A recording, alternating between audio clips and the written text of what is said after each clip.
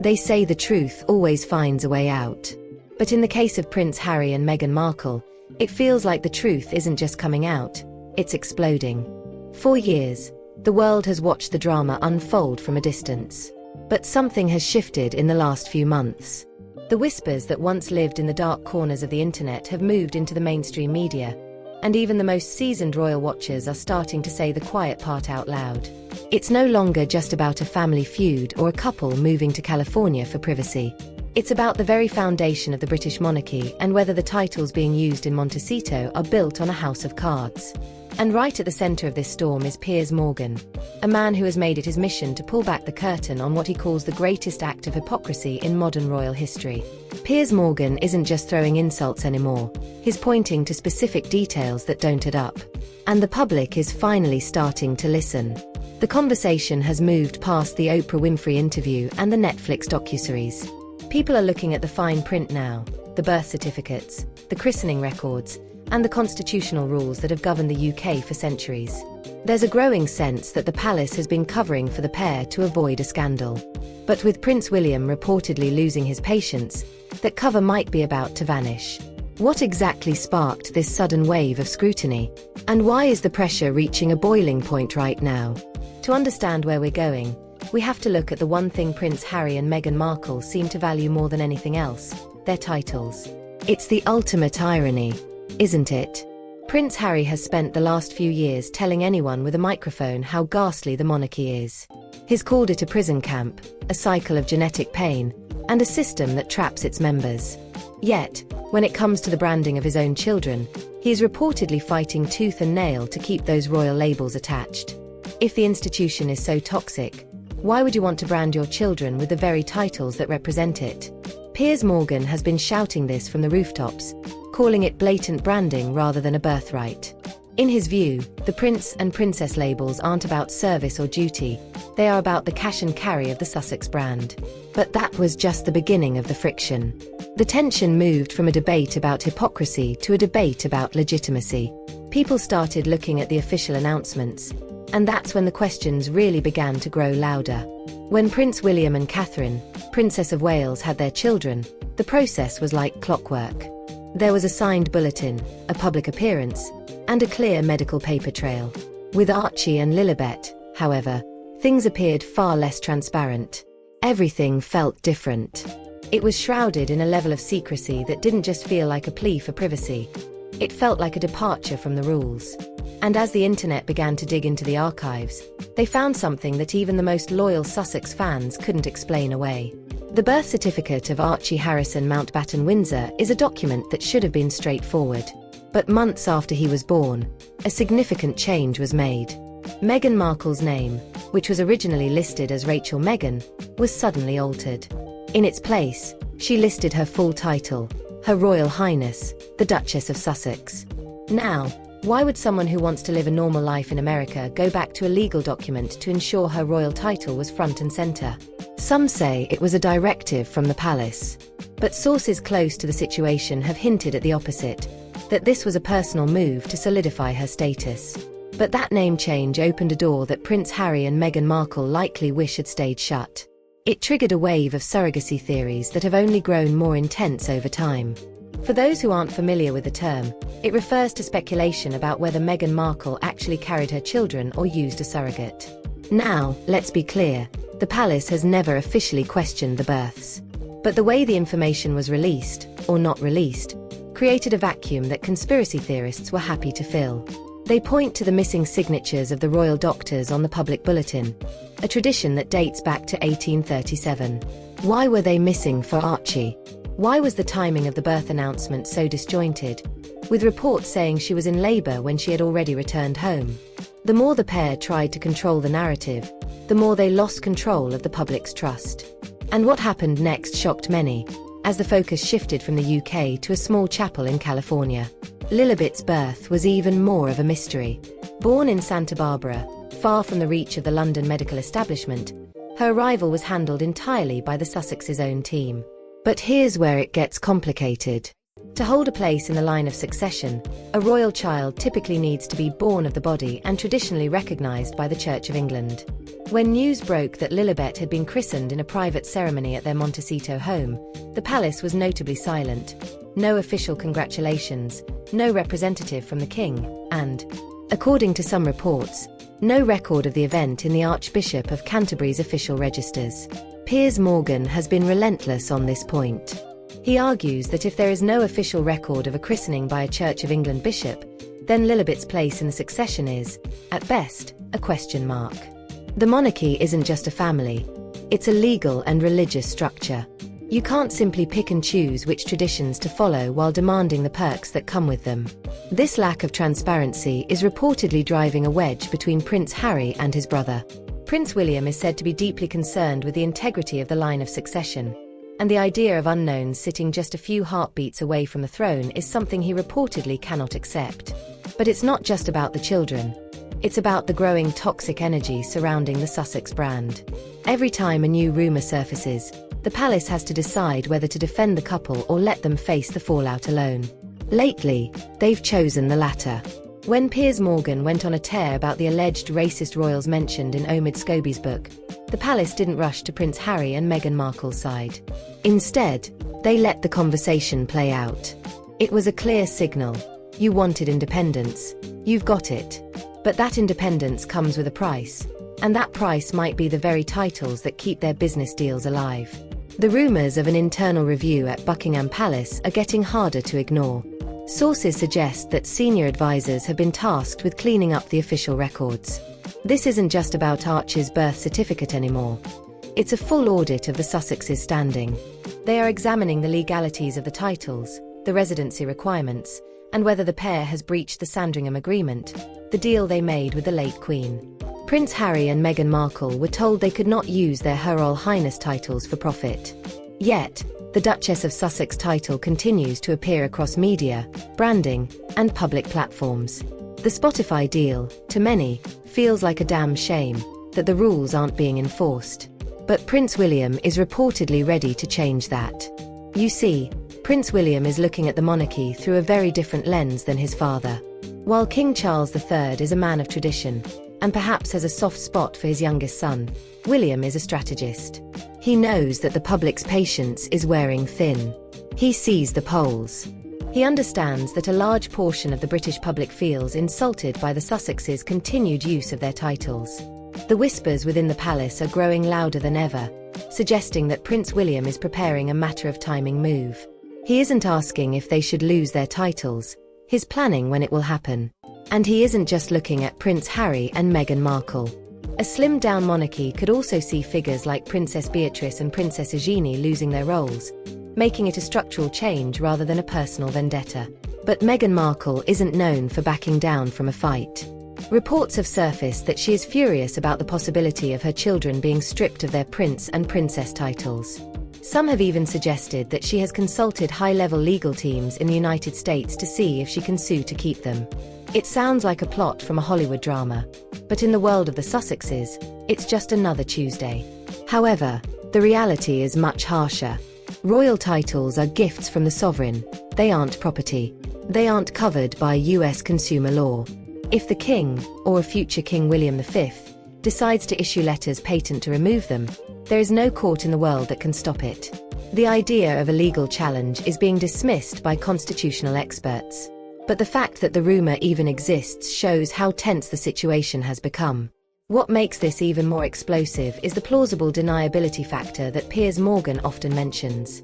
He suggests that the way the births were handled allows the Sussexes to avoid certain legal traps while still reaping the rewards. For example, if they never explicitly lied on an official UK document but simply omitted details, they remain in a grey area. But grey areas don't work for the Crown. The Crown requires absolute clarity. And as the review continues, the missing details are starting to stack up. From the missing doctors' signatures to the questionable timelines, palace advisors are reportedly finding it harder and harder to validate the records as they currently stand. And let's talk about the money, because, at the end of the day, that's often what this comes down to. The Duke and Duchess titles are the only things separating Prince Harry and Meghan Markle from any other celebrity couple in Montecito. Without those titles, the Netflix deals dry up.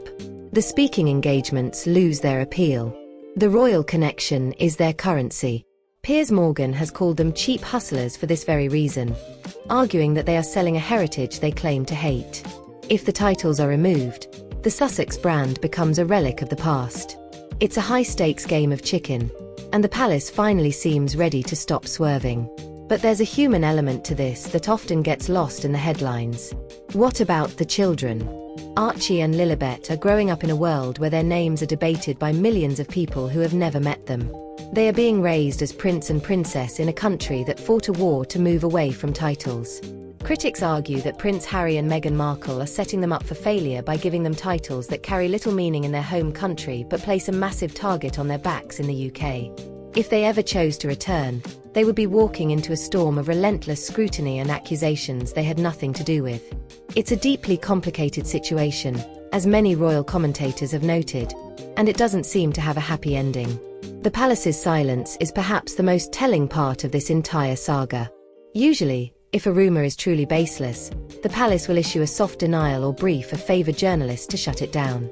But on the issue of the title review and the birth certificate controversy, silence. Complete silence.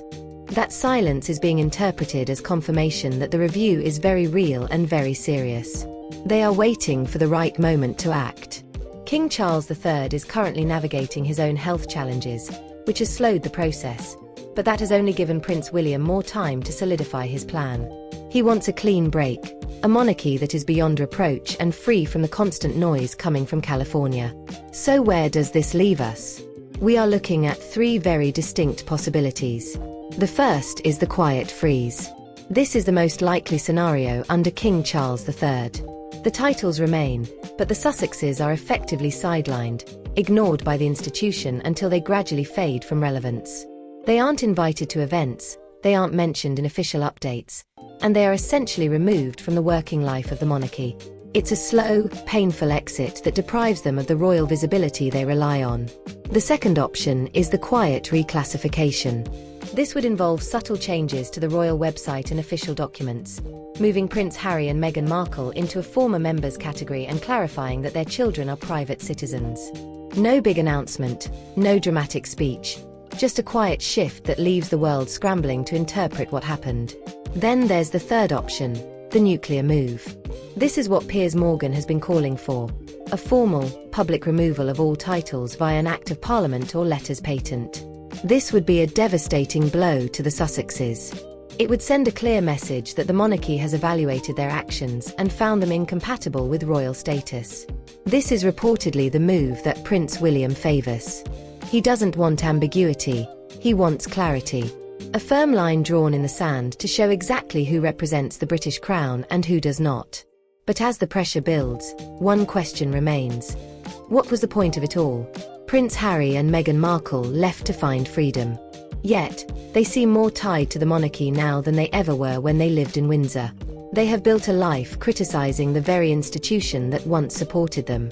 It's a cycle of tension that shows no signs of stopping, unless a decisive move is made.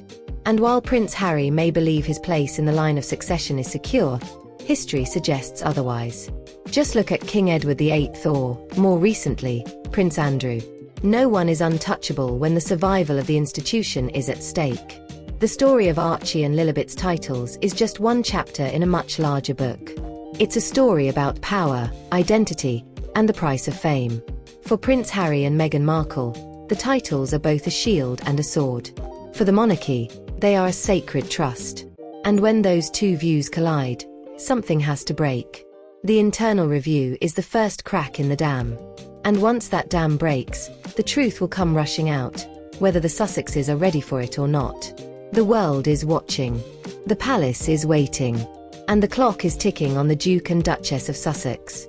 What once felt like a personal family dispute has evolved into a full-blown constitutional crisis.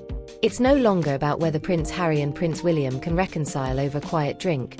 It's about whether the British public can trust the records of their own government and monarchy. When accusations surface about birth certificates and missing signatures, it strikes at the very heart of how a monarch is recognised. If the rules don't apply to Prince Harry and Meghan Markle, then why should they apply to anyone?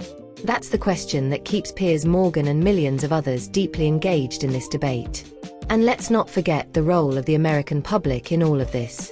Initially, Prince Harry and Meghan Markle were celebrated figures in US media, the modern couple who broke away from tradition. But even in the United States, sentiment appears to be shifting. Some observers now see contradictions in their actions, echoing criticisms that Piers Morgan has repeatedly raised. To many, they appear to want royal status while living a life of independence in a multi-million-dollar California estate, all while publicly discussing their struggles. As a result, the brand may be losing some of its earlier appeal. And without strong support from the American audience, questions arise about what remains of their long-term public image. This brings us to the ultimate question: if the titles were removed, what would remain? A former prince and a former actress living in California. On the surface, that sounds like the normal life they once said they wanted. But their continued efforts to retain those titles suggest that normal may not be the goal. They want visibility, they want status, and they want security. But within the royal system, privilege is traditionally tied to responsibility. It is not designed to function as a part-time role. As events move toward a defining moment, the silence from Montecito is as striking as the silence from London. Prince Harry is reportedly attempting to reconnect, but those efforts may not be reciprocated. Years of public tension have eroded trust, leaving little room for reconciliation. At this stage, everything is being handled by legal teams and senior advisors. It is a calculated and formal end to a story that once resembled a fairy tale. But every story carries a lesson, and this one suggests that you cannot separate privilege from responsibility, especially when that privilege is tied to the crown. As the internal review nears its conclusion and speculation intensifies, the world is bracing for the outcome. Whether it results in a quiet distancing or a formal removal of titles, the structure of the British monarchy may be on the verge of significant change. The Sussex era, as many describe it, may be approaching its final chapter. What follows could be a more streamlined and tightly managed institution led by King Charles III and the future king, Prince William, both of whom appear focused on stability and clarity. The era of ambiguity may be coming to an end. The coming months could prove to be some of the most consequential in modern royal history. The key question remains: will the crown enforce its traditions firmly, or will it continue to navigate these challenges more cautiously? Piers Morgan has made his position clear and continues to speak out frequently. He believes a decisive moment is approaching. Now the question turns to the public. Based on everything discussed, the birth certificate changes, the missing signatures, the christening records, and the reported tensions between Prince William and Prince Harry, what should happen next? Should the palace take formal action regarding the titles? Or should the children retain their status despite the ongoing controversy? Is Piers Morgan justified in his focus on these details? Or is it time for the public conversation to move on? This story reaches far beyond one family. It touches on the future of a centuries-old institution. And as new developments continue to emerge, the global audience remains deeply engaged. If you want to stay updated on future developments, keep following the story closely, because the next chapter may prove to be the most significant yet.